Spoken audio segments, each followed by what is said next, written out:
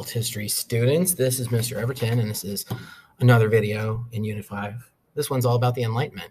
How did the Enlightenment challenge the power of absolute monarchs? Here we can see some Enlightenment philosophers having a sort of a party, a nerd party, it's called a salon, where they all get together and present their work and like read from their philosophical treatises on government and other observations about life.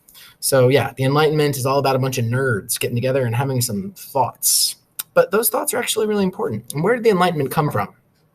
Remember when we talked about the Renaissance and how, other than, not just the great art that the Renaissance created, but that the Renaissance also was about stressing the individual instead of, just fitting into the collective of the Roman Catholic Church, but, like individual ideas are important too. Remember when the Protestant Reformation challenged the power of the Catholic Church and questioned the way that the Catholic Church had been doing things for hundreds of years. Martin Luther said he didn't like these 95 things that the Catholic Church had been doing. Remember when the scientific revolution happened and people like Galileo began to use their own critical thinking skills in order to come to a better, clearer, more logical and reasoned understanding of the world. These are all things that happened in the 1500s, and before that, the 1400s and 1500s.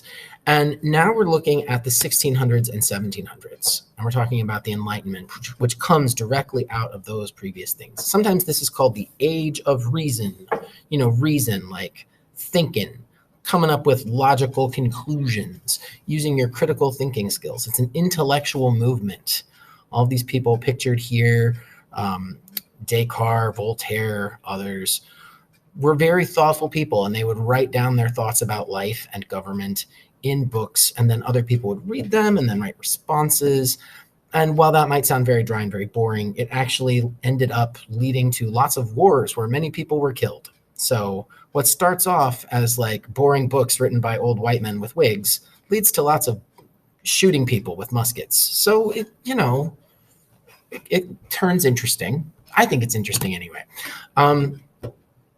Enlightenment philosophers rejected tradition oftentimes, not always, but a lot of times what they were doing was they were looking at the way things had been done for a long time, and then they were using their own brains to think okay, is this a good way to do things? And they were very focused on logic. They were very focused on, can I make sense of this? What you have pictured here on the screen are two books. On the left, you have Leviathan by Thomas Hobbes. On the right, you have two treatises on government by John Locke. These are both examples of this. These are both examples of people thinking about the way that the world was working and trying to figure out for themselves if they thought that made sense and should we change it. And the most important thing that Enlightenment philosophers, for our purposes, the most important thing that Enlightenment philosophers thought about was the role of government.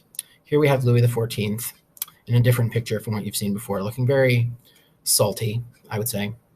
And kings like Louis XIV sometimes did not care for what Enlightenment philosophers had to say and would try to outlaw things that they said. And other times they were okay with it. Different kings and queens had different ideas about Enlightenment philosophy. But let's get to what some of these ideas are. So I'm going to go through a few different people and talk about sort of just a brief summary of their big ideas. And this is oversimplified for a high school setting. These ideas are very complex and take up long books that are hard to read, and which I, would never dare to assign you because you would just throw the book back at me. And I would be like, why didn't you throw the book at me? And then I'd run away crying and quit teaching. It would be sad. So I'm not going to do that. This is Thomas Hobbes. Thomas Hobbes believed that people are inherently bad. That people do bad things, that they're mean to each other, that they're nasty, that they're cruel, and that in order to make them behave, you need to have a powerful ruler. And so for that reason, he supported absolute monarchy. The big idea that we need to know for Thomas Hobbes is that absolute monarchy and a powerful ruler are completely necessary because people are just crappy. And if you don't have somebody powerful controlling them, they're going to do crappy things. Thomas Hobbes supported absolute monarchy. This is John Locke. John Locke did not have that bleak view of humanity. John Locke thought people were better than that. And he believed that people were born with natural rights and that those natural rights were really important. Those rights for him included the right to be alive and anything that you needed to stay alive, the right to liberty, which means making choices for yourself, some kind of freedom, and the right to own your own property. And for him, government existed to protect those rights, and that was the reason why government was needed. And so he believed in a limited monarchy, in having a king or a queen that had checks placed on them by some other institution, like a parliament or a congress, like a group of people who wrote the laws and who could like step in if the king or queen was doing things they shouldn't do.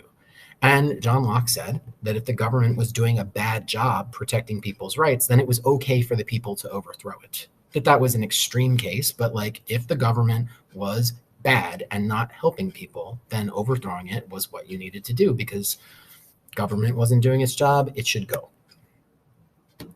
Okay, this is a French philosopher named Montesquieu. He has many more names than that, but we just need to know Montesquieu.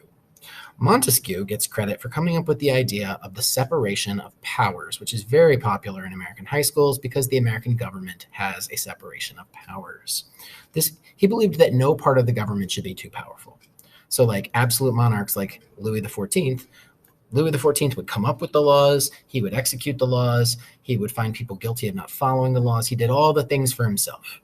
Montesquieu said that a government should have different parts and different people in the different parts should be responsible for different jobs. So like you should have a group of people, the legislature, who would write laws. That's in America, the Congress. And that there should be an executive who carries out the laws and makes sure that they go into effect. And in America, that's the president. And that there should be a judiciary, which would punish people for breaking the law and to make sure that the laws all made sense together. And for us, that's the courts. So separation of powers, Montesquieu. Good Lord, French people have a lot of extra letters in their name. Montesquieu. But you just say Montesquieu. You don't have to say all the extras. Montesquieu. That's it. It's not that bad. Another person with a French name with many extra vowels, Jean-Jacques Rousseau. Rousseau, that's all. Like change that EAU into an O and you got it. Rousseau. His idea was called the social contract theory. And that's that people give rulers or governments power. Like people are all born free and they choose to give up some of their freedom to the government. So like I'm born free, but because I can't do all the things I need to have done, because I can't protect myself the way I would like to be protected, I give up some of my freedom to the government. And so do all the other citizens of the United States or France or Switzerland or wherever. And then that government uses that power to protect people's rights. So it's like a deal, right? A contract is a deal. The government and the people make a deal where the people give the ruler power, and in exchange, the ruler protects the people. Simple, right? It's not that bad. Voltaire. Voltaire is the funny one. Voltaire was always writing satirical novels and putting out quotes where he like these like savage burns of people where he would make fun of them. Voltaire was all about freedom of speech, like being able to say what you wanted to say, and freedom of religion. And Voltaire didn't really like religion. He was always making fun of religion. And he really wanted it to be that the government did not impose religion on anyone. So Voltaire, freedom of speech, freedom of religion. And that's it. Now go back, look over those Enlightenment ideas I just discussed, and give me 3 sentences on how the Enlightenment challenged the power of absolute monarchs. Thanks for watching, and I will talk to you very soon. Probably like tomorrow in class. Or if you're doing these notes in class like right now, that's crazy.